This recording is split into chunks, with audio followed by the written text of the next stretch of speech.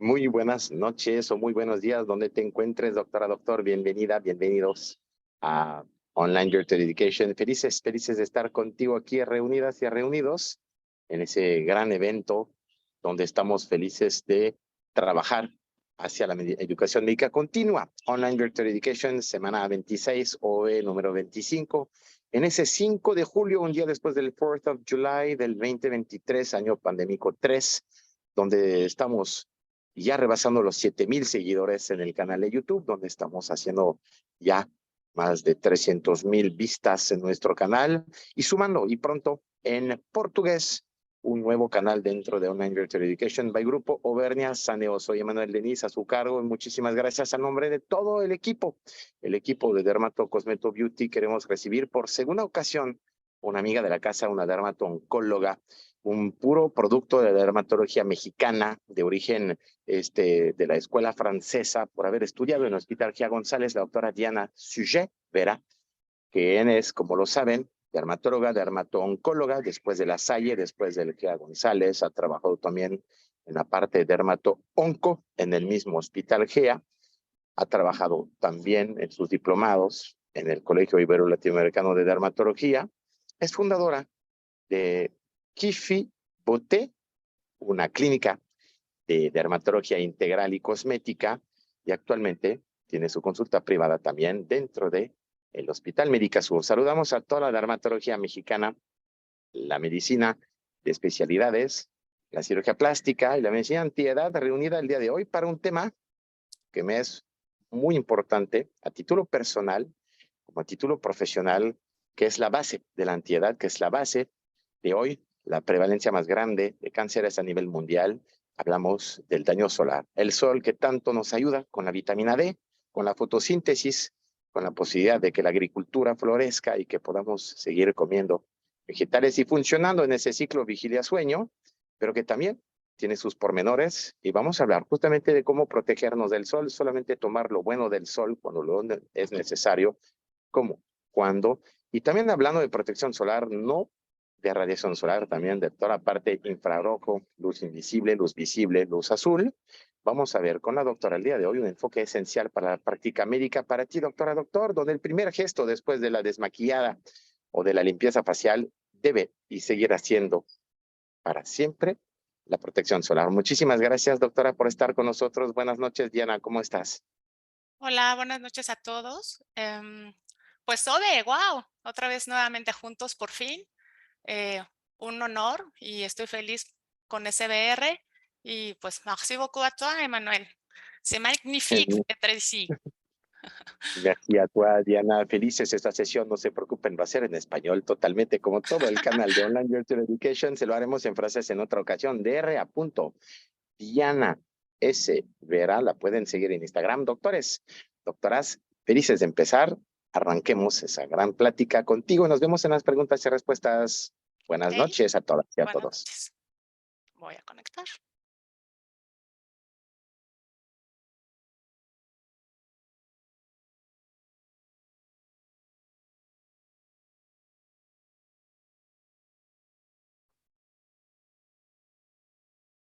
Adelante. ¿Me escuchan bien? ¿Me ven bien? Perfecto. Ok. Bueno, esta es una plática acerca de la fotoprotección, pensando en ustedes y para ustedes, compañeros doctores, doctoras y pues todos mis amigos. Y con un enfoque justo como dijo Manuel, 360, ya que estamos en la época. Y bueno, la fotoprotección, los efectos benéficos, esto sí, los efectos de la radiación ultravioleta a nivel de la piel, pues han sido estudiados a través de múltiples décadas, tanto los efectos benéficos como los efectos nocivos. Y bueno, la principal fuente de radiación ultravioleta es el sol, al cual el individuo está expuesto desde el nacimiento. Se considera que su efecto es acumulativo y que las personas ya de 18 años de edad absorben un 80% de la radiación total que se absorbe a lo largo de la vida. Sin embargo, el impacto que tiene la radiación ultravioleta va a ser pues diferente de acuerdo al fototipo, al tipo de exposición, si es una exposición recreativa u ocupacional, entre otras más. Y bueno, de acuerdo a la Organización Mundial de la Salud, el cáncer de piel es el cáncer más frecuente en el ser humano, observándose también una incidencia aumentada en el melanoma. Esto básicamente basado en el aumento de la esperanza de vida, en que se hacen actividades o exposiciones a la radiación ultravioleta de forma recreativa con mayor frecuencia y a la depresión de la capa de ozono, pues en diferentes zonas geográficas. Por lo que nosotros vamos a definir como fotoprotección a esta serie de medidas que están encaminadas a evitar el efecto dañino de la radiación ultravioleta del sol sobre la piel, basándose en más que nada medidas o van a estar constituidas por medidas de educación a nivel de la salud que nos van a llevar pues a cambios de conducta vinculadas con la exposición a la radiación ultravioleta. Así también está constituido por la aplicación de filtros solares con objetivo de bloquear la radiación ultravioleta del sol sobre la superficie de la piel y prevenir así los efectos dañinos. Y bueno, si estudiamos los efectos, los aspectos físicos de la radiación ultravioleta, vamos a ver que se divide en una radiación ultravioleta UVC, que va desde los 100 a los 280 nanómetros, la cual tiene una absorción total en la capa de ozono. Esta no toca la superficie del planeta. Y posteriormente tenemos a la UVB, la cual va de los 280 donde nos quedamos a los 320 nanómetros. La UVA de los 320 nanómetros a los 400 nanómetros. Y bueno, la UVB sí ya empieza a filtrar o filtra la capa ozono, pero llegando únicamente en el 5% a la superficie terrestre.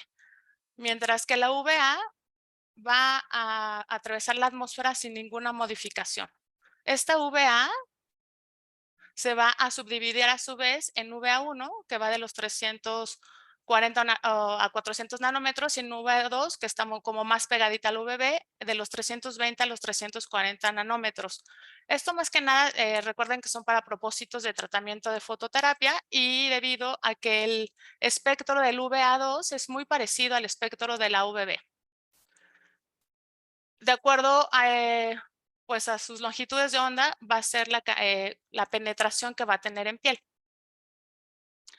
Y bueno, hablamos justamente de todo este espectro, de una luz no visible que va antes de los 380 nanómetros, de la lumière, luz violet, esta luz azul violeta que va de los 380 a los 465, a los 455 nanómetros, y de la lumière, blue turquoise, que es benéfica, o sea, es benéfica para la salud y después vamos a continuar con este espectro. Y alors, puisque nous parlons français, le francés, y porque nosotros hablamos francés, y hablando de los franceses, este es un panorama del cáncer de piel en Francia en 2021, en donde se observaron 100,000 nuevos casos de cáncer de piel, incluidos 15,500 melanomas, y donde el 40% pues utilizaban poca o ninguna protección solar. El 27% de los hombres no lo usaban y el 30% pues eran mayores y tampoco la utilizaban. Y y aquí en la población francesa, pues la actitud era contradictoria porque realmente tenían que aumentar esta conciencia de la eficacia de la protección solar, pues sobre los peligros del sol, y lo hacían en un 40%, 4 puntos y 30%. Es decir, que el 40% de los usuarios de cremas solares buscaban protegerse de los riesgos para la salud. De 4 puntos es que en un año hubo un aumento de 4 puntos en el porcentaje de los que utilizaban la protección solar para protegerse de los riesgos para la salud, y del 30% de los jóvenes, pues de 18 a 24 años utilizaban esta protección solar para protegerse de los riesgos. Por lo que en realidad tenemos que seguir educando. Es muy importante que lo hagamos nosotros médicos y pues quizá tampoco también los no médicos si hacen una buena orientación, y hay que aumentar la seguridad de los productos solares para la salud. Y bueno, hay que recordar que la intensidad de la radiación ultravioleta va a variar de acuerdo a diferentes factores. Uno, por ejemplo, es la hora del día. La intensidad de la radiación ultravioleta varía sobre todo en el espectro de la UVB y se ha considerado o estudiado que entre un intervalo de 10 de la mañana y 2 de la tarde hay una mayor intensidad. Y esta intensidad corresponde al 60% de la totalidad de la radiación diaria. A diferencia de la UVB, la UVA no tiene modificaciones durante todo el día. Y bueno, hablando de la situación geográfica y de la latitud, la intensidad de la radiación ultravioleta tiene mucho mayor potencia cuando se van acercando a la línea del Ecuador, por lo que países que tienen una latitud geográfica o mayor va a tener ciertas variaciones de la intensidad de la radiación ultravioleta, por ejemplo, en las estaciones del año. En primavera y verano va a ser mucho más intensa, mientras que en países subtropicales pues va a permanecer prácticamente igual durante todo el año. Y otra vez, o sea, sí voy a mostrar varias gráficas con este espectro solar, ¿no? O sea, no solo es la radiación ultravioleta, tenemos, sí, la radiación ultravioleta que está dividida en este UVA y UVB, que ya vimos pues las longitudes de onda, ¿no? Después tenemos este espectro de luz visible, que ahora sí que son los colores del arco iris, que es percibida por el ojo humano y maneja este tipo de 7 colores. Y bueno, el infrarrojo, ¿no? La luz visible va a ir de donde se quedó la luz UVA, de los 400 nanómetros a los 700, y el infrarrojo hablamos de los 700 nanómetros pues a un milímetro.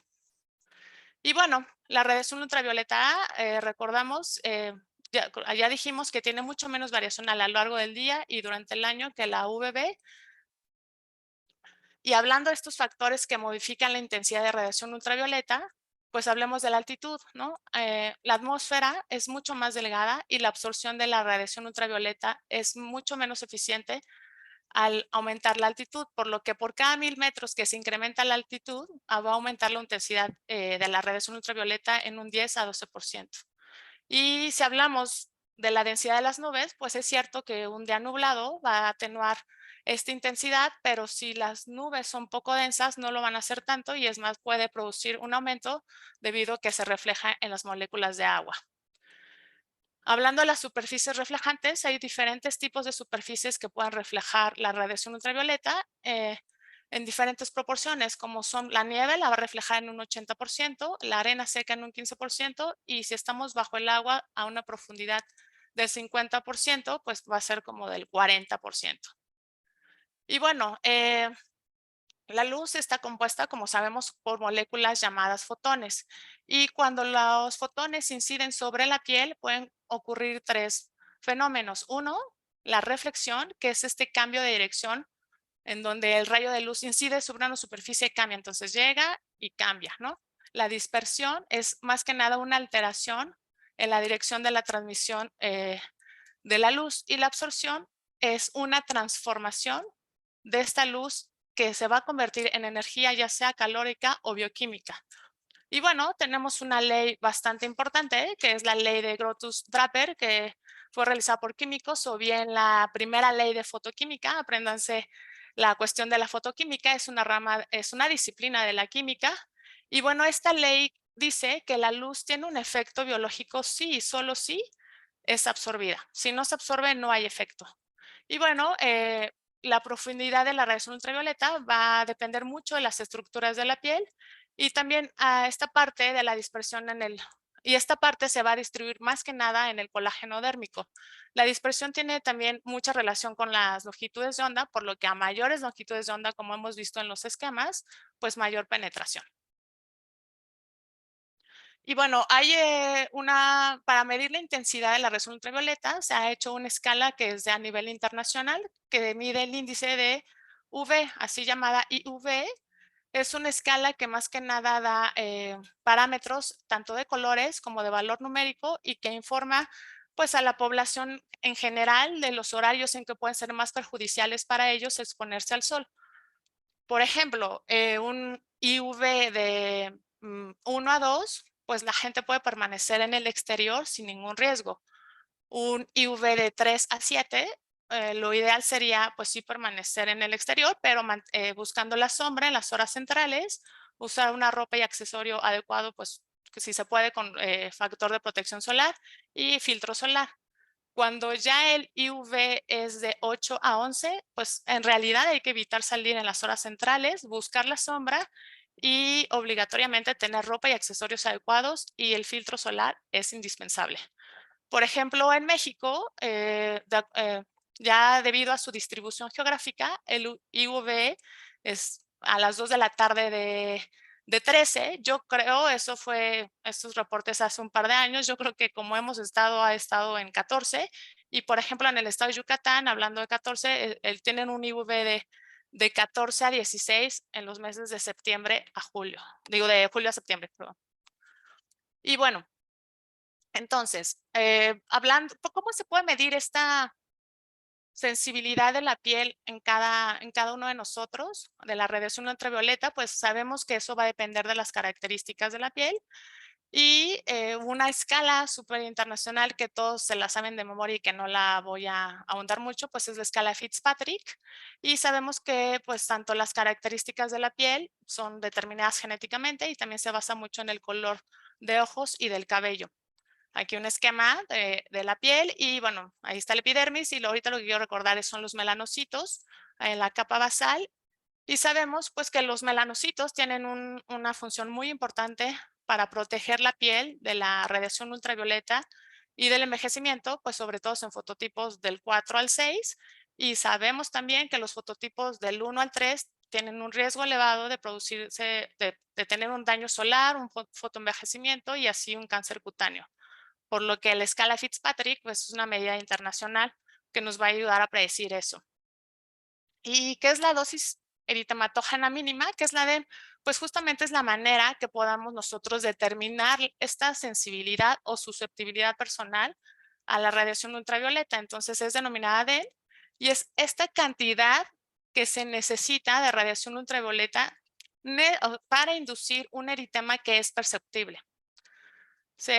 Hay diferente un proceso para determinarla, y es muy utilizada justamente para fórmulas del factor de protección solar. Pero bueno, ¿cómo nosotros vamos a saber el target de protección solar? Pues tenemos antes que saber, o en este caso recordar, pues los efectos que son múltiples que hace la radiación ultravioleta en la piel. Y los efectos de la radiación ultravioleta en la piel pueden ser muchísimos. Dentro de uno de ellos es el daño al ácido desoxirribonucleico. Como hemos visto, la radiación UVB va a penetrar la epidermis y un cachito de la dermis superficial, mientras que la UVA va a profundizarse hasta la dermis profunda, y la luz visible, pues las de cantidades un poquito más baja, la luz azul, sirve para, por ejemplo, el tratamiento de lesiones epidérmicas en lo que es terapia fotodinámica, y la luz roja pues penetra todo el espesor de la piel, entonces se va a glándula sebácea y pues áreas más profundas y puede atravesar lesiones más gruesas. Y bueno, como ya dijimos que la molécula característica de la luz es el fotón, para que un fotón ejerza un efecto clínico, como dice la ley, vamos a recordar, tiene que absorberse. Y entonces, cada molécula que tiene una capacidad determinada de absorber cierta longitud de onda se llama cromóforo. Entonces, estos cromóforos, cuando se encuentran en un estado de excitación, pues se vuelven un poco inestables, y entonces esto ocasiona cambios estructurales que se unan a otras moléculas, se liberan estas sustancias reactivas de oxígeno y bueno, se daña el ADN. Entonces cuando los cromóforos están excitados, pues es la activación de una serie de reacciones, tanto a corto plazo como a largo plazo, y dentro de los cromóforos endógenos hay varios, pero bueno, vamos a mencionar al ADN, la melanina y las porfirinas, entre otros. Y dentro de los exógenos, pues están estos fármacos fotosensibilizantes y el bien conocido 8-metoxisoraleno, que pues es muy conocido en la fototerapia, y bueno, lo que vamos a hablar de los filtros solares. Aquí nada más un esquema para recordar las células de Langerhans. Y bueno, entonces, la UVB en este daño al ADN, recordamos que la UVB va a atravesar epidermis y el cachito de la dermis superficial, y el ADN pues va a ser el principal cromóforo que dijimos endógeno de la UVB, donde se van a encontrar o va a atravesar los queratinocitos epidérmicos y las células de Langerhans, y pues estos van a observar de manera esta UVB, la cual la radiación ultravioleta B es la más tóxica y la mutagénica, mucho más que la UVA. Entonces, hay ciertas diferencias que voy a ir remarcando. Y bueno, el fotoproducto de la UVB son los dímeros de ciclobutanopirimidina, los cuales son específicos de un daño del ADN, pues causan alteración en la hélice, de la transcripción, y si no se repara, pues entonces obviamente hay una lectura errónea, hay mutaciones y muerte celular. La UVA sí va a producir también un daño, pero va a ser indirecto a través del estrés oxidativo, y el daño solar en la piel, pues, ¿de qué va a ser responsable la UVA? Pues de fotoenvejecimiento. Y también causa una oxidación directa, pues, de la 8-oxiguanina. ¿Cómo hacemos para corregir todo este daño? Bueno, pues generalmente se hace una excisión de los nucleótidos, se activa el oncogen P53, también esta proteína de la P53, y pues se genera esta apoptosis o muerte celular programada. Y bueno, cuando las células epidérmicas entran a una apoptosis, ya por el daño, pues se le denomina sunburn cells.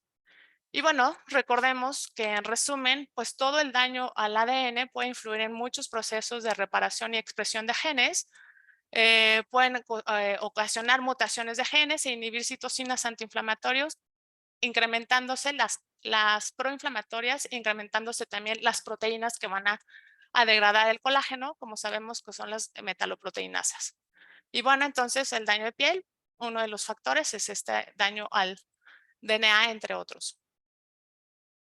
Dentro de los efectos agudos de la exposición a la radiación ultravioleta, pues tenemos el eritema, ¿no? Las quemaduras solares. ¿Qué es una quemadura solar? Pues es simplemente una respuesta inflamatoria aguda de la exposición de la radiación ultravioleta, en donde se va a causar una dilatación de los vasos dérmicos. ¿Quién es la responsable? UVB. Entonces, UVB, mutagénesis, citotóxica, es responsable de las quemaduras. ¿Por qué? Pues porque sus fotones de UVB son 1000 veces más eficaces en causar eritema que los que son del UVA. ¿Qué otro efecto agudo? Pues la pigmentación o el bronceado, ¿no? Sabemos que pueden ser se puede ocasionar a los minutos, a las horas o a los días de exposición. Cuando hay una pigmentación inmediata, se produce en los primeros minutos y es más que nada por una oxidación del melanocito. En la persistente se produce a partir de horas y puede durar unos 5 días, y generalmente es también una oxidación tardía del melanocito, y la tardía, que generalmente empieza a los 3 días, su pico de acción es a los 10 días y puede durar hasta 4 semanas. Realmente ahí se produce una verdadera melanogénesis.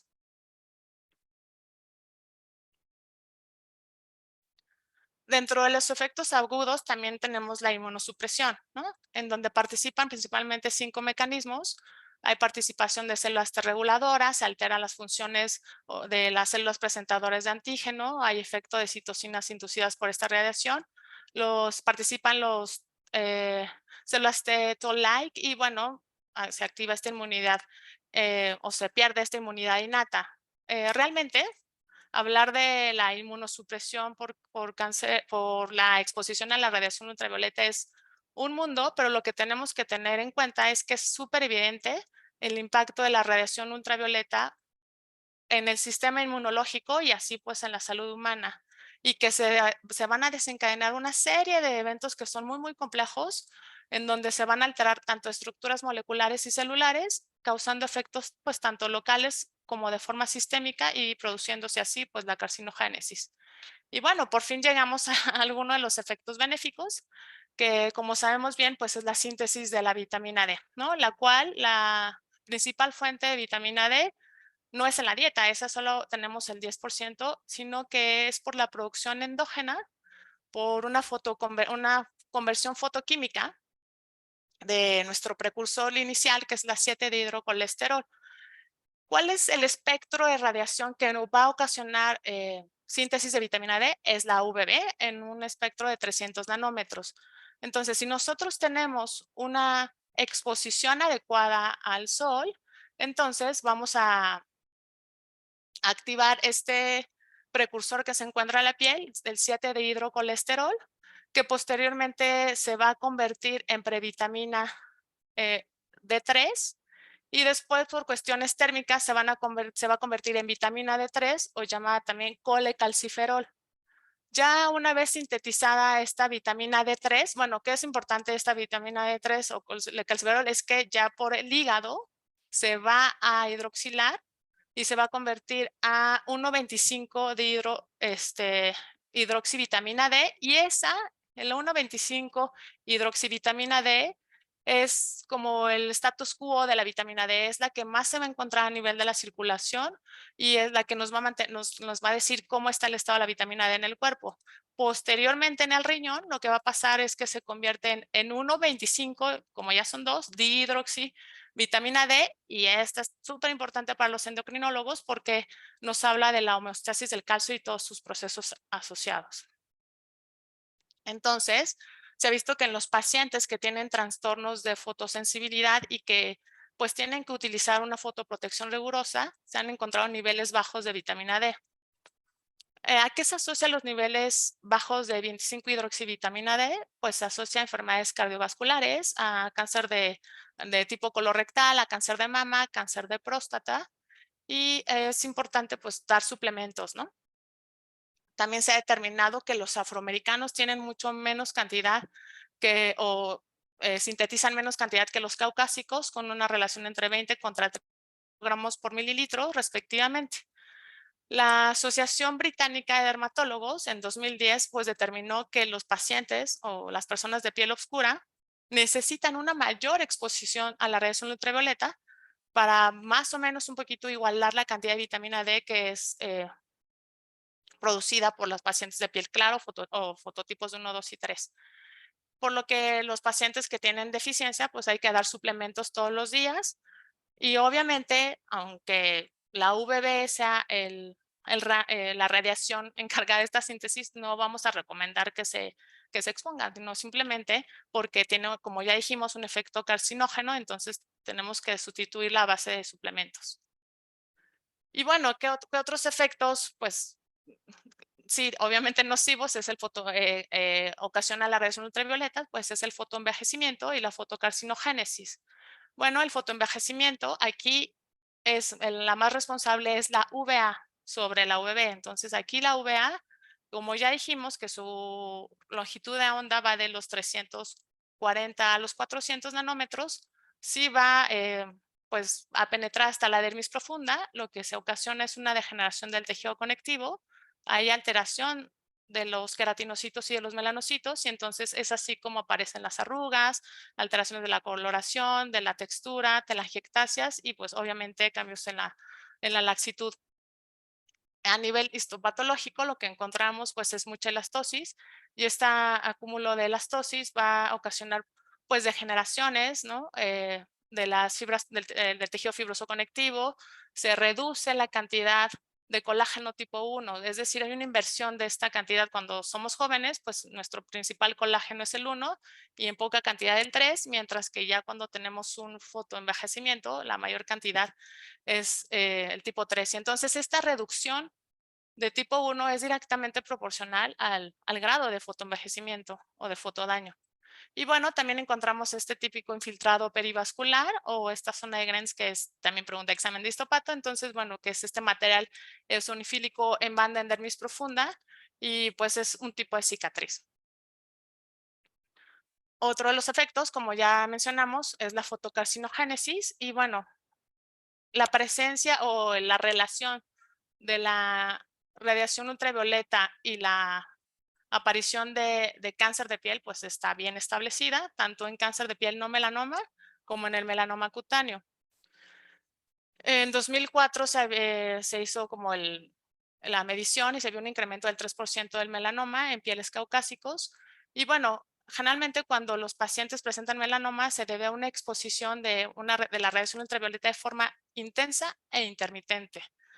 Entonces, cuando pasa esto, hay una a diferencia de que cuando se dañan los queratinocitos, estos se van a apoptosis o a muerte celular programada, los melanocitos no se van a apoptosis. Estos nada más pierden su capacidad de reparar el ADN y entonces lo que va pasando es que se van acumulando melanocitos dañados hasta en un 65%. O bueno, más bien esta radiación ultravioleta es responsable del 65% de la presencia de melanoma. Y cuando hablamos de cáncer de piel no melanoma, carcinoma vasocelular y carcinoma espinocelular o epidermoide, más que nada se ve por una exposición acumulativa eh, de esta radiación y bueno, es el responsable esta radiación del 90% del cáncer de piel no melanoma. Y bueno, así como conclusión también, toda esta fotocarcinogénesis pues es debido a que hay una compleja interacción entre ¿quién? Pues la radiación ultravioleta entre la piel y el sistema inmunológico. Y bueno, hablando de eh, pues los filtros solares, ¿no? Entonces, las primeras cremas para proteger la piel de las quemaduras solares apareció en la década del 1940 y en 1944 Benjamin Green em, creó el filtro rojo o esta pasta roja para proteger a sus soldados, no de otros soldados, sino de las radiaciones ultravioleta durante la Segunda Guerra Mundial. Y esta mezcla de cacao y aceite de coco, pues dio como el origen a una famosa marca llamada Coppertone. Pero bueno, ahorita en la actualidad hay más de 30 filtros diferentes que ya están aprobados para proteger de qué? De las radiaciones ultravioletas, para evitar que las quemaduras y pues prevenir todos estos efectos dañinos del sol, sin que los filtros solares pues eviten los efectos benéficos, que no solo es la síntesis de vitamina D, sino también esta fotoadaptación, estos cambios que tiene la piel a nivel inmunológico, la inmunosupresión pues de la inmunidad eh, adquirida y la estimulación de la inmunidad innata y la reducción de niveles de la presión arterial o tensión arterial que ha sido asociada a la UVA en los últimos años. Y bueno, un filtro solar tiene que ser seguro pues para la piel y también así para el medio ambiente que lo recibe de forma indirecta. Y bueno, el factor de protección solar, el FPS, ¿no? Lo decimos y lo explicamos todos los días en la consulta, pero bueno, ¿por qué no volver a hablar de él, no? Es importante y entonces desde 1962 el FPS, pues desde ahí apareció el concepto y desde ahí se ha convertido en la medida estándar para medir la eficacia de los filtros solares contra la radiación ultravioleta y la protección de los filtros en la piel para evitar las quemaduras.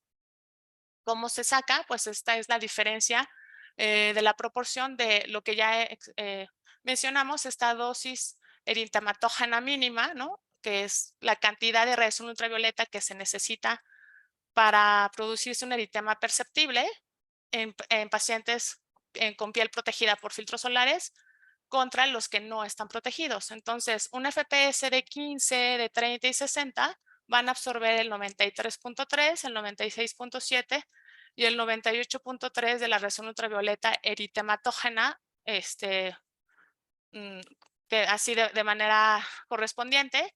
Y bueno, entonces esto va a pasar sí y solo sí, de acuerdo, la eficacia del filtro va a estar determinada por la cantidad, que sea una cantidad adecuada de aplicación y esta cantidad es de 2 miligramos por centímetro cuadrado. Entonces, la aplicación del consumidor realmente es mucho menos, ¿no? Es de 0.5, no llega ni a o sea, no llega ni a la mitad, es de 0.5 a 1 miligramo. Y bueno, lo que se ha, pues un poquito como eh, propuesto es que algunos autores se use el factor de protección, se aplica el protector solar como de forma doble, ¿no? O sea, ¿para qué? Pues para que lleguemos a alcanzar esta cantidad y para cubrir zonas que no se habían, pues protegido por el protector. Entonces tenemos de las sustancias fotoprotectoras, bueno, tenemos un chorro, ¿no? Los fotoprotectores tópicos y vamos a ir hablando los orales, los tópicos y bueno, vamos a ir hablando de esto. Pero ¿cuáles son los mecanismos de un filtro solar?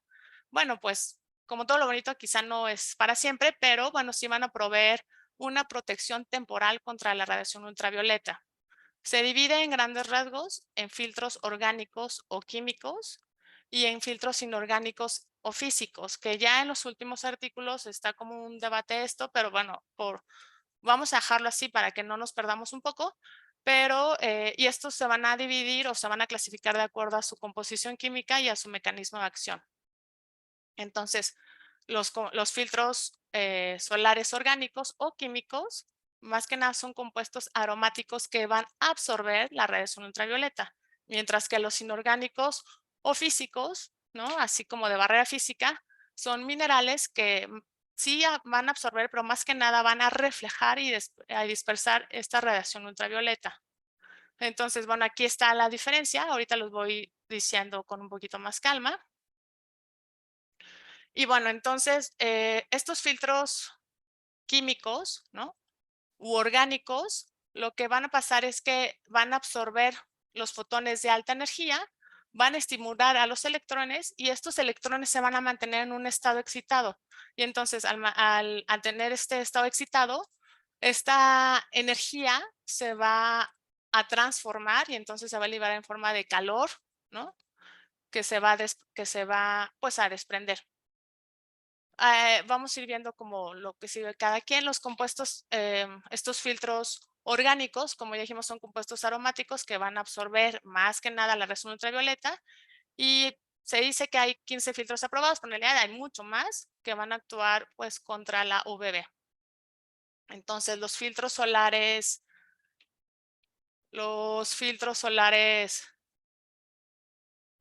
orgánicos van a estar, los principales son el PAVA y sus derivados, los cinamatos, los salicilatos y bueno, el octocrileno.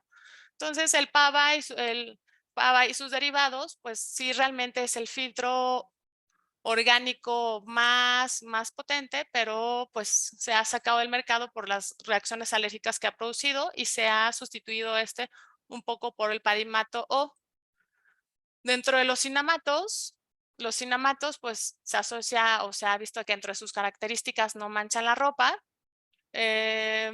son frecuentes, pero no tienen tanta potencia. Los más frecuentes son el octinosanato y el sinosanato, pero no son tan potentes y no son resistentes al agua.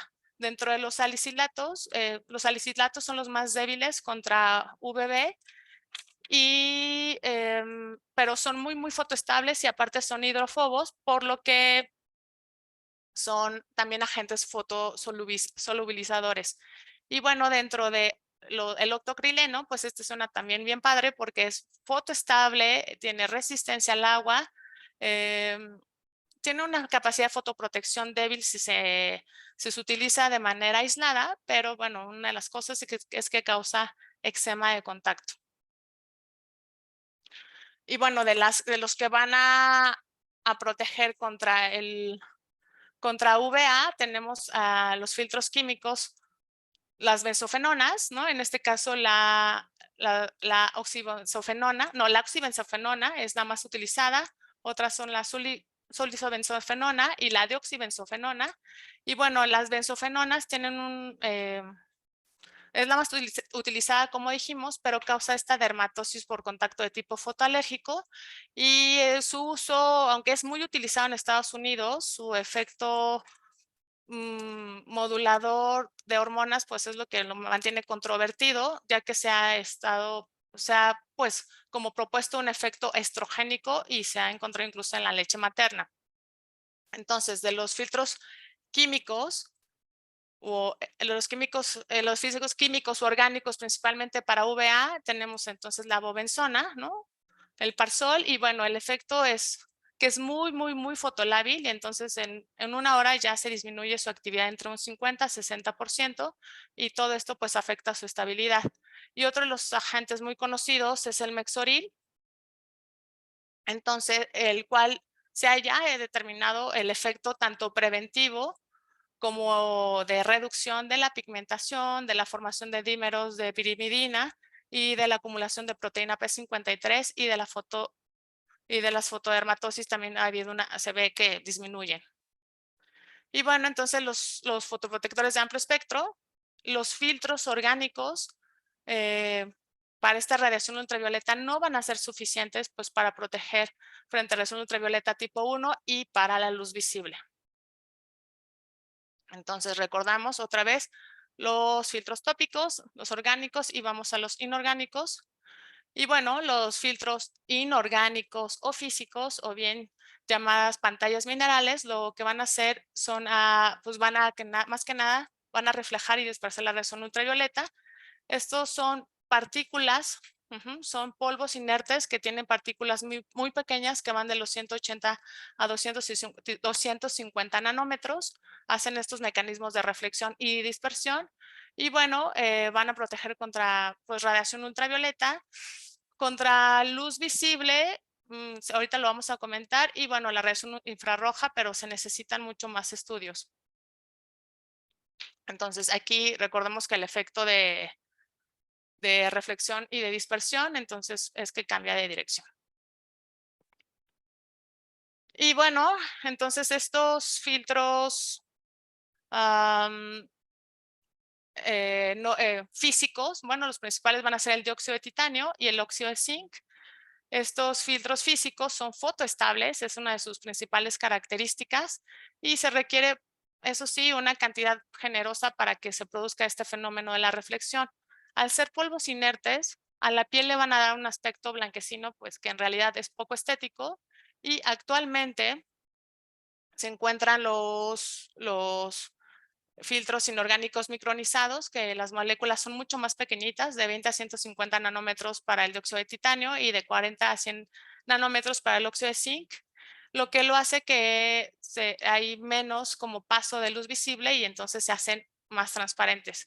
Sin embargo, pues la penetración de estas nanopartículas es todo un issue, es todo un tema porque pues que si se absorbe, que si no se absorbe y entonces sobre todo en fotodaño intenso y entonces se ha visto una toxicidad pulmonar por lo que no están permitidos en spray.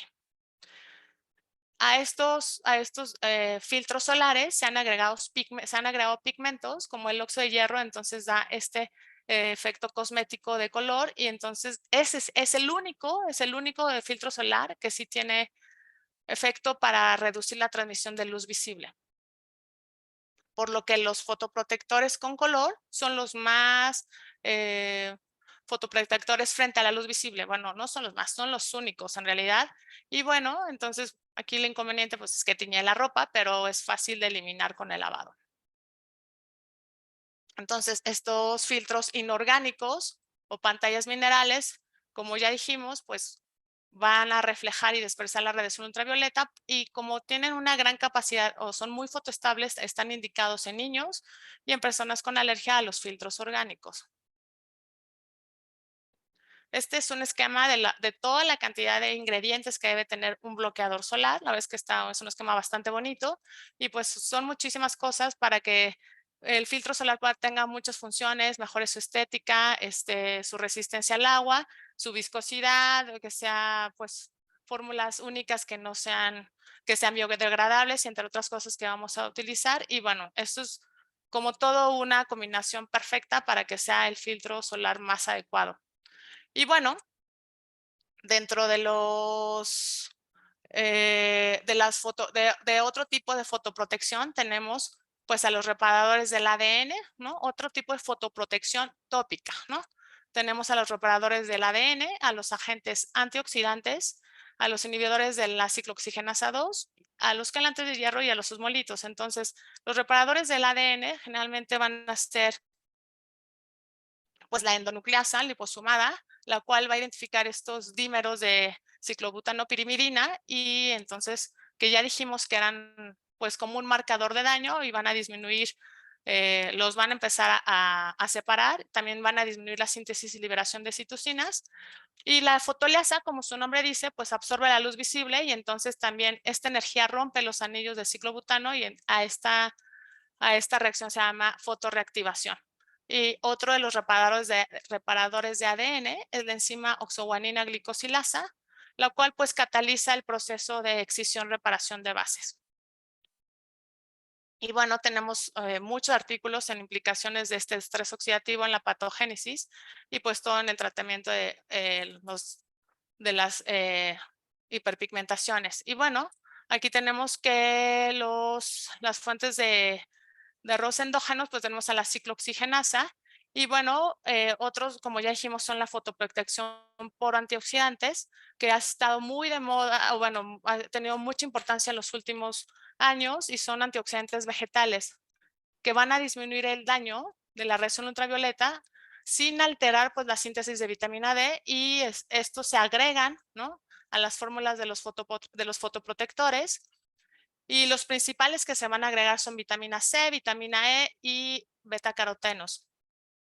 Como ya dijimos que aquí está en la cuestión de oxidación la ciclooxigenasa, pues los inhibidores de ciclooxigenasa 2, el celecoxib, que es un inhibidor de la COX-2, se ha visto en vitro y en animales que reduce la aplicación tópica, reduce la inflamación y daño oxidativo por la UVB y se inhibe pues el cáncer en animales, pero pues no está aprobado en humanos.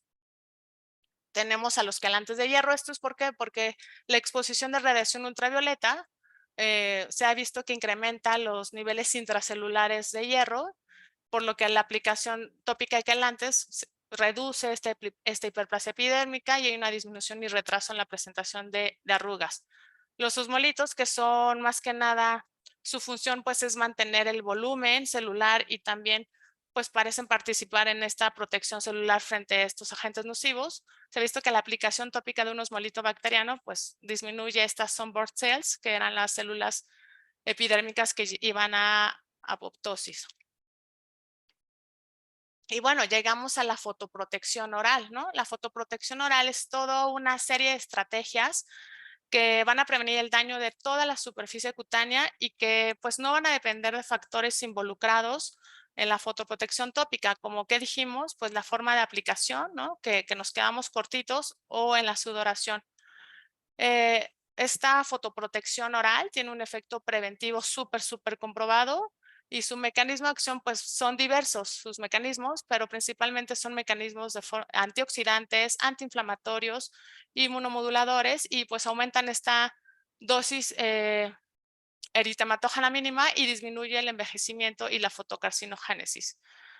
Entonces, bueno, aquí habla de este fotoprotector de forma oral, ¿no?, de 240 miligramos 2 veces al día durante 28 días y pues ha mejorado bastante. Y bueno, estos fotoprotectores orales, también tenemos sustancias botánicas de la dieta como carotenoides, los flavonoides, el chocolate, la cafeína y bueno, de las grasas de la dieta. Esto más que nada ha sido en cuestiones de animales, pero pues hay muchas estrategias para la fotoprotección.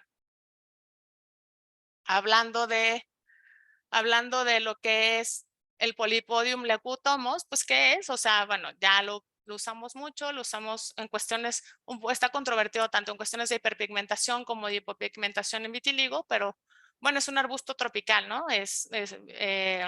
Los nativos americanos conocían sus efectos, tanto antitumorales como antiinflamatorios, y pues hacen muchísimas cosas, ¿no? Disminuye niveles de COX-2, mutaciones, y se utilizan, como ya dijimos, es una perla, ¿no?, en el tratamiento de estas dermatosis, y mejora antioxidantes endógenos y la capacidad de neutralización del ROS y previene pues este cáncer cutáneo. Entonces, ¿qué usamos en esta superampliación de los filtros? Bueno, los fotoprotectores con color, ¿no? Tenemos que usar sobre todo si queremos bloquear esta radiación ultravioleta visible, ¿no?, factores de amplio espectro y con activos biológicos, y podemos agregar los antioxidantes como niacinamida, la licolcalcona, los carotenoides, la vitamina C, el ácido glicirretínico y pues ya dijimos que la vitamina E. Entonces, estos fotoprotectores también tenemos que ampliar como nuestra idea, usar fotoprotectores con nuevos filtros que cubran la UVA1 y la luz visible, porque pues se queda solamente hasta la UVA, y la luz visible solamente se van a proteger con bloqueadores con color, es decir, con los que tienen óxido de hierro y dióxido de titanio. ¿Y qué pasa con la fotoprotección en niños? Bueno, la radiación solar tiene efectos mucho más pronunciados en la piel de los niños, mucho más que en los adultos. En los niños mayores de 3 años, pues tenemos una concentración menor de melanocitos protectores, el estrato córneo es mucho más delgado, por lo tanto la radiación ultravioleta pues va a penetrar mucho más, y bueno, la epidermis es más delgada, eso ocasiona inmunosupresión debido a que en la capa basal hay muchas células madres pluripotenciales que van a producirse en mutagénesis, y en los niños grandes pues también son susceptibles en quemaduras. En los mayores de 6 meses recomiendo usar un filtro de más de 30, si se puede sustancias inorgánicas, como ya dijimos, resistentes al agua, lo sabemos, pero hay que colocar el bloqueador 20 minutos antes de la exposición y reaplicar. La consigna que todos tenemos, pues reaplicar cada 4 horas en exposición o cada 2 horas con exposición. Y bueno, la fotoprotección tópica de otros tipos no está como muy aceptada y hay que enjuagar si es que ya no van a estar expuestos al sol. Y bueno, esta fotoprotección 360, pues usamos fotoprotectores con nuevas aplicaciones. Otra cosa, estamos preocupados por más cosas, ¿no?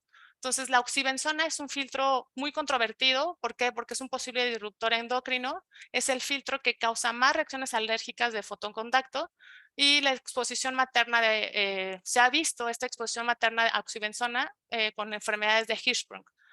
Puede reaccionar con piscinas y bueno, pues es una serie de efectos terribles. No voy a ya comentar mucho, pero esto justamente hay muchos estudios que pues respaldan esto. Y esta revisión de los filtros inorgánicos de óxido de zinc y dióxido de titanio, bueno, pues tiene riesgo bajo para el medio ambiente, para la salud humana, pero sin embargo, ahí ojo lo que dijimos con las nanopartículas, que pues en spray pues no está eh, muy aprobado. ¿Con qué más se asocia la aplicación de fotoprotectores? Pues con la alopecia frontal fibrosante, y también hay muchos artículos que hablan de esto. Y la conclusión pues es que sí existe una asociación entre el uso de fotoprotectores e hidratantes para la alopecia frontal fibrosante, pero también muchos estudios van a avalar que este uso de fotoprotector no parece ser un desencadenante. O sea, hay asociación, pero no parece ser un desencadenante. Y bueno, ¿qué vamos a hacer con el medio ambiente, no? Hay que tomar conciencia, la protección solar del medio ambiente, pues pongamos todo en perspectiva y pues tenemos que actuar con urgencia, porque cuando no son las 25,000 toneladas del protector solar, tenemos los millones de toneladas de plástico y bueno, toda esta contaminación de los arrecifes y de los corales que vamos a hablar ahorita. Estas microalgas son súper importantes porque es el primer eslabón de la cadena alimentaria submarina, de la microalga, el zooplancton, el fitoplancton y pues el coral, que también está muy estudiado. Entonces, pues este diagrama a la vez que me encantó y explica bastante bien qué pasan con los corales. Entonces, corail en bon santé, o sea, este coral en buen estado, pues el pólipo es un animal que se va a alojar en las algas unicelulares y entonces lo va a nutrir y donar su color, ¿no? Cuando el corail blanchi o el coral blanco es que si la temperatura del agua va aumentando, el coral va a expulsar sus microalgas y entonces ya despigmentado, pues va a mostrar su esqueleto blanco y ya le cogail mauve, pues es que si ya la temperatura sube muchísimo, entonces pues finalmente el coral muere, ¿no? Y se le van a unir algas filamentosas que van a recubrir su esqueleto. Entonces, pues bueno, hay muchos estudios de todo esto en la cuestión ambiental. Básicamente están presentes en todas las fuentes del agua en el mundo, no son fácil de eliminar y la oxibenzona pues hace una contribución enorme para este blanqueamiento de corales y también pues al aumento del calor. Apréndense estos dos porque la oxibenzona y el octinosanato, el octinosato, son los que en todos estos artículos pues se han visto, ya hasta se hizo, pues no la ley de Hawái, empezó aquí, se llama que se hizo un estudio en una parte de Hawái en donde se vio pues todo esto y en enero del 2021 pues ya se hizo la prohibición de venta de estos dos filtros solares, pero también en las Islas Vírgenes en marzo del 2020, en Palau o Bonaire, ¿no? Son a partir de enero del 2020 en Tailandia y pues en Brasil se encuentra en discusión. Pues realmente es todo un uno, ¿no? Cuidar la salud humana, ¿no? El animal y pues la del ambiente.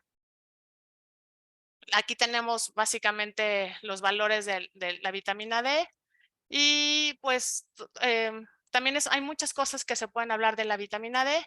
Esta fotoprotección oral, ¿no? Hay también un chorro de artículos que hablan de estos agentes que son efectivos. Para ciertos candidatos tenemos las vitaminas mencionadas, los compuestos botánicos, ¿no? Pues este es muy conocido, ¿no? El resveratrol, ¿por qué no? Contenido en el vino tinto, que su concentración es de 7.5 nanogramos. En el rosado, pues baja a 2.5. Y bueno, también están muy en boga esto de este té verde, la nicotinamida, en donde sus efectos van a ser reducir la pigmentación inmediata, el aumentar esta dosis eritematógena mínima y prevenir pues esta erupción polimorfa lumínica y otras fotodermatosis. El té verde disminuye el eritema de inflamación y bueno, la nicotinamida, la quimioprevención.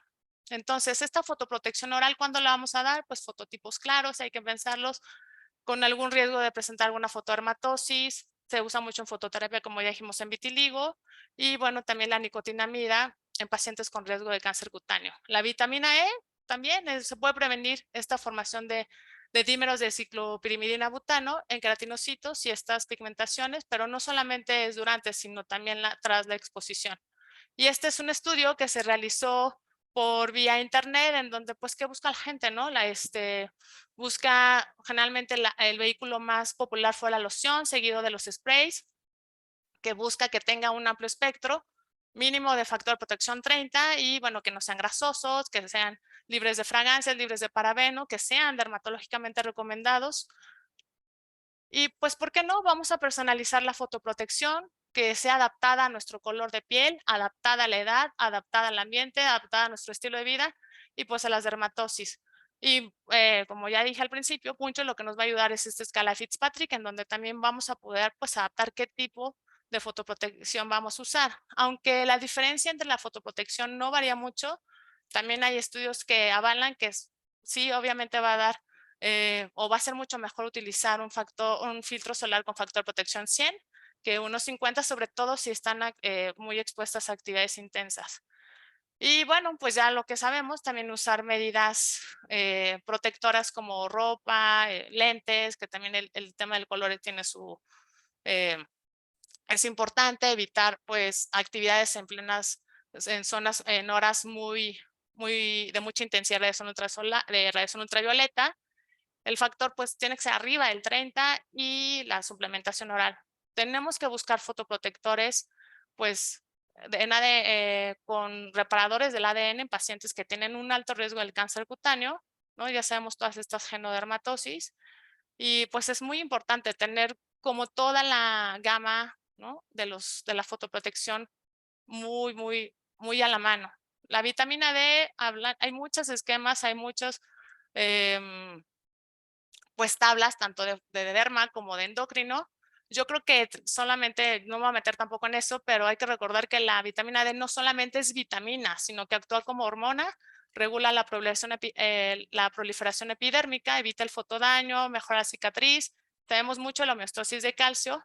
Y lo que podemos ir como adelantando antes de mandarlo al endocrinólogo, pues es que tenemos que saber es que este precursor inicial, esta 7 de hidrocolesterol, pues disminuye un 50% en la piel entre los 20 y 80 años y que si tenemos pacientes mayores de 50 años, pues sí hay que solicitar esta 1,25 de hidroxivitamina D, que como ya dije es la que más se encuentra a nivel de la circulación y es el que nos va a dar el estado de la vitamina D. Están las tablas, cambia un poco entre endocrinología y dermatología. Yo en lo personal me gusta saber cómo actúa la vitamina D, cuáles son los valores, pero sí me apoyo mucho de los endocrinólogos porque también tienen que ver toda la cuestión de la homeostasis de calcio.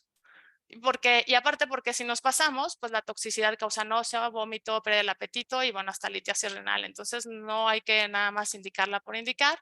¿Cuál es el futuro de la fotoprotección? Pues tiene que estar basada en diferentes radiaciones, UVA, UVB y luz visible. Tenemos que hacer una concentración de filtros, pero con la menor cantidad posible, que tenga menos impacto para el ambiente y pues que te sea pues para cada necesidad. Los fotoprotectores de CBR, pues la verdad a mí me gustan muchísimo, independientemente de la plática. Estos son sus componentes, tienen su número de registro, tienen 4 filtros que son mucho más solubilizadores asociados y bueno, tienen como para todas las edades. Tienen muchas pruebas ya, pruebas de tolerancia, pruebas de resistencia, ambientales, pruebas de protección. Y lo que es importante es aprendernos este esquema, ¿no? Todo el espectro de la radiación ultravioleta, la UVC va aquí, esa no penetra y empezamos con la UVB.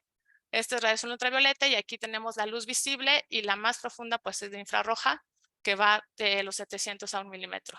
Y este impacto del sol, pues dependiendo de cómo vaya penetrando, tiene diferentes, ¿no? La UVB, ¿qué dijimos? Recordatorio, pues quemaduras del sol, esta fotocarcinogénesis, ¿no? El bronceado, la UVA, que dijimos, el fotoenvejecimiento, ¿no? Y el fotodaño. Y la luz visible, sobre todo, pues la azul causa esta pigmentación. Hay un artículo muy bonito del JAR del 2021, en donde, pues hay dos artículos. El del 2021 es la parte 2, habla de que hay muchísimos estudios para la radiación ultravioleta, pero no hay tantos para la luz visible. Entonces, sí, se los paso para que lo puedan leer. Y bueno, el infrarrojo que ocasiona, pues piel flácida y fotoenvejecimiento. SBR que nos da, pues mantiene una suavidad de la piel, protege la piel y bloquea estas hiperpigmentaciones. Y pues todos justamente cumple con todas estas características buenas de los filtros solares. Y hay para todas las edades, ¿no? Desde el nacimiento, excluyendo pues a los bebés prematuros, ¿no? Niños de 3 años, ya vimos las características, y en pacientes adultos y tenemos pues el con color, ¿no? Que nos va a ayudar mucho a la luz visible. Y bueno, este no se recomienda en cuestiones de embarazo, pero pues la variedad es bastante. Y nada más, finalmente, recordamos, ¿no? Recordemos esto, el factor de protección solar se basa en esta relación de la dosis eritematógena mínima, y para que sea adecuado y eficaz, tiene que ser la concentración en 2 miligramos por centímetro cuadrado. Eso más o menos equivale a 30 mililitros o una onza en toda la superficie corporal. En Estados Unidos, pues más o menos hablan mucho de los filtros de amplio espectro que tienen que cumplir de más de esta longitud de onda de más de 370 nanómetros. Y bueno, la Food and Drug Administration, a la US Preventive Service Task Force, pues piden fotoprotectores de más de 15. A la American Academy of Dermatology, pues factor FPS más de 30. Y esto me pareció muy útil, la de Teaspoon Rule of Applying Sunscreen, esta regla en donde una cucharadita de té puedes cubrir lo que es con una cara, cabeza y cuello, con una para cada extremidad superior, con dos para el torso y con dos para cada extremidad inferior. Entonces, bueno, o esta forma de aplicar 2 veces para cubrir lo que no cubriste antes. Y pues muchísimas gracias y perdón por hablar tan rápido, pero si no, no los alcanzaba. Doctora, muchísimas gracias por tan completa presentación y explicación. Creo que sí hubo algunas dudas, tenemos algunas preguntas aquí en el chat y otras por Instagram. Te las hago llegar, dame un segundo, voy a compartir mi pantalla nada más.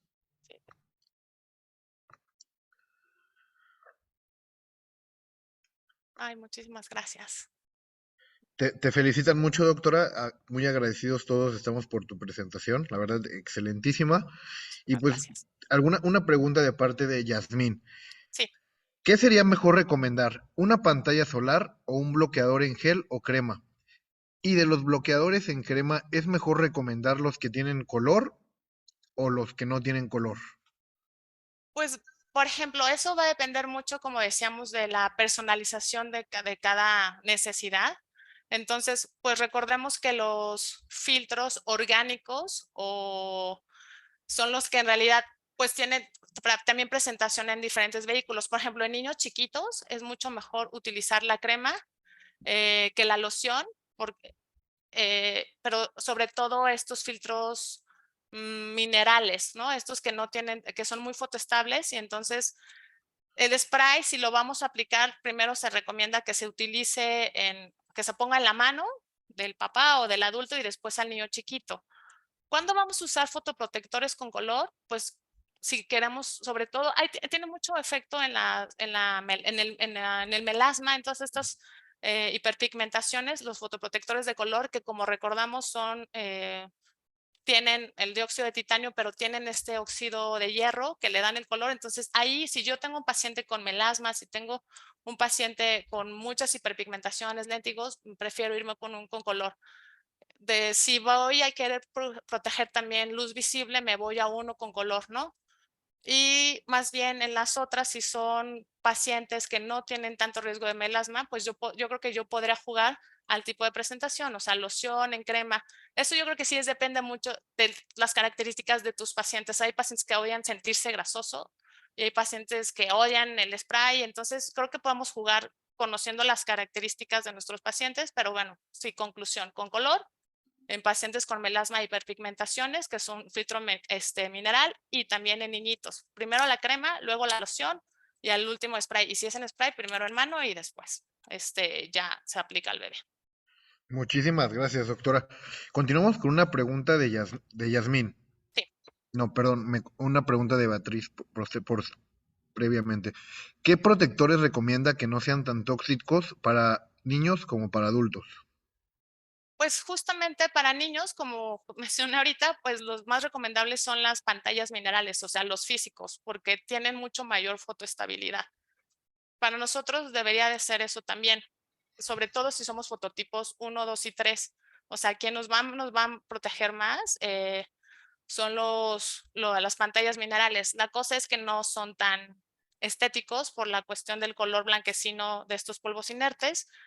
Pero bueno, por ejemplo, en mujeres podemos ir muy de la mano con los filtros con color, que nuevamente comento, pues nos van a proteger, sí, para radiación, pues hasta la UVA y hasta la luz visible, ¿no? Entonces, eso es yo creo que lo más recomendable. Y insisto, con las otras gamas, loción y filtros, pues jugar dependiendo a las características del paciente. Excelente, doctora.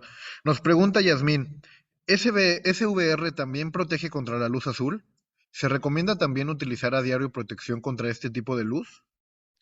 Sí, pues así como que decía la escamita que me gustaba mucho de esta Blue Violet y esta luz turquoise o luz turquesa, y que es más que nada por la emisión de dispositivos como la pantalla, las tablets o los celulares. Realmente, yo incluso antes de dar la plática, o sea, siempre les decía al paciente que sí era recomendable utilizar porque nos mancha, pero realmente los últimos artículos por ejemplo, que salieron en el JAD, la emisión de esta luz azul de estos dispositivos, o sea, es muy, muy bajita y no tiene una dosis acumulada necesaria para producir efectos biológicos. ¿Cuáles son los efectos biológicos? La pigmentación. Entonces, en realidad, no nos manchan. Por lo que, o sea, no sería pues tan recomendable estarlos utilizando siempre, pero bueno, SBR protege, sí tenemos las de SBR, la cuestión del Sun Secure Stick, ¿no? Es una pantalla mineral y ahí nos protege, y también está el Sun Secure Stick, el que no es mineral, pero también protege contra la luz azul. Muchas gracias, doctora. Te pregunta Denise, ¿qué tan recomendable sería utilizar dos filtros a la vez? Uno sin color y otro más con color. Pues no, porque es como cuando quieres utilizar un despigmentante 2 veces, o sea, por más que apliquemos eh, 2, no va a mejorar la acción. O sea, con que podamos escoger uno, es suficiente que podamos tener el espectro adecuado. Lo que sí podemos utilizar, quizá porque se ha visto en artículos, es por ejemplo estos productos cosméticos, o sea, el maquillaje que tienen color, porque ahí sí nos protege también un poquito de la luz visible. Entonces, si utilizamos un buen bloqueador y aparte maquillaje, ya estamos doblemente protegidas, pero si no tiene caso utilizar 2 bloqueadores, o sea, con que escojamos uno que proteja para la radiación ultravioleta A o UVB, entonces con uno es suficiente. Lo Muchas gracias. importante, perdóname Carlos, lo No te importante y lo preocupes, más doctora. importante Adelante. de todos los bloqueadores solares, como dijimos, es que va a depender directamente a la buena aplicación, que no lo hacemos ni nosotros, o sea, de estos 2 miligramos, ¿no? Por centímetro cuadrado, no la alcanzamos. Entonces, pues nos ponemos y hay que volver a reaplicar para que realmente el FPS funcione. O sea, por ejemplo, un factor de protección solar, si una paciente se tenía o sea, para quemarse tenía que pasar 20 minutos, si yo utilizo un factor de protección solar 15, ya puede durar 5 horas, ¿no? Entonces, pero eso suena muy bonito, pero no va a durar 5 horas si es que no lo aplico bien. Entonces, un factor de protección solar o un filtro solar con FPS 60, si yo no lo aplico bien, casi lo puedo bajar a 15. Entonces, lo importante es que se aplique bien uno, pero que se aplique y que se reaplique. Por eso, pues sabemos bien todo este speech que nos hacen nuestros maestros y que repetimos día a día. La eficacia de los bloqueadores es que sean dermatológicos, no cosméticos, que tengan un filtro de protección solar mínimo del 15. Ya la verdad es que ya las grandes empresas dermatológicas, CCBR, Filorga y entre otras muchos, o sea, los factores llegan de 50 y bueno, la reaplicación puede ser maravilloso, pero si no reaplico, como dije, la fotoprotección es temporal y no nos va a servir. Muy bien, doctora. Abusando un poquito de tu tiempo, Sí, seguro, gracias. dos últimas preguntas, doctora. Nos pregunta María Bosch. ¿Cada cuánto debemos aplicar el protector solar? ¿Cuánto tiempo antes de exponernos al sol debemos aplicarlo? Pues justo es, sí, lo que mencioné, bueno, las leyes dicen, ¿no?, que la reaplicación en cualquier lugar donde haya, yo les digo a mis pacientes, donde haya luz del día, pues hay luz solar y entonces estamos en riesgo de esta radiación ultravioleta. La aplicación recomendable es cada 4 horas. Si estamos en playa es cada 2 horas y más si son niños chiquitos. Si estamos en playa o bueno, o incluso aquí, si somos bien hechos, nosotros deberíamos recomendar que se aplique el bloqueador 20 minutos antes de la exposición. O sea, me lo pongo ahorita y ya después desayuno, como y después ya me voy a salir a correr, voy a salir a andar en bici y bueno, si es en playa, también les digo, por favor, papás, o sea, con sus niñitos, pónganselo y aguántenlos tantito y para que penetre sea SBR, sea el mejor. O sea, sí tenemos que usarlo 20 minutos antes de la exposición y también del contacto. Por muy fotoestables y resistentes al agua, necesitamos ese periodo. Gracias, doctora. Para terminar, nos pregunta el Perdón. doctor. Y también en nieve Adelante, es cada adelante. 2 horas, porque la reflexión, como ya dijimos, es del 80%. Entonces, si estamos en nieve esquiando y cosas así, cada 2 horas. Y ayudémonos, pues, de todo, no nada más del fotoprotector. Si estamos muy expuestos de todas estas medidas físicas, los sombreros, que ya tienen factor de protección, la ropa ya tiene factor de protección. Y bueno, la ropa también es todo un tema. Si el tramado tiene que ser muy apretadito, o sea, una ropa con un tramado abierto no me sirve, ¿no? El color negro protege más, absorbe más calor, pero protege más. Perfecto. Algo para tomar muy en cuenta, ya que en esta temporada de vacaciones hay veces que pensamos que el agua o porque hay nieve o algo y no hay poco sol, no, pero al ser color blanco refleja muchísimo más la luz y es donde nos afecta. Doctora, nos pregunta el doctor Andrei Shakov. ¿Cuál es la mejor protección solar para las pieles sensibles, atópicas, perdón, y después de los procedimientos quirúrgicos? Pues para las pieles sensibles, si son fototipos, fototipo 1, 2 y 3, pues tenemos que protegerlas contra UV, que es la radiación que nos produce el cáncer de piel o carcinógeno, pero también contra UVA, porque es el que nos produce fotodaño. Para los pacientes atópicos, vamos ahí a jugar como un poquito como en los niños, ¿no?, que necesitamos un poquito de mayor protección. Ahí yo me iría por los filtros inorgánicos o físicos, aunque no son, como insisto, muy cosméticos, protegen mucho más. Y también si el paciente es alérgico al filtro orgánico, pues mejor me voy por los físicos. El físico, aunque no es muy bonito, protege muchísimo más. ¿Y cuál era la última parte que me dijiste, Carlos? Después de un procedimiento quirúrgico. De un procedimiento quirúrgico. Sí, o sea, después de peelings, de láser, pues a lo mejor quizá algo que no sea tan pastoso. ¿Por qué? Porque yo aplico más en mi loción, porque la piel está, o sea, si estamos pues muy eritematosa, está bastante sensible. A mí me gusta usar filtros más del tipo de loción, porque los de spray o los en aceite les va a arder. Y dos, la verdad es que la piel como que el procedimiento se va a quedar, o sea, el filtro se va a quedar justo ahí en la herida.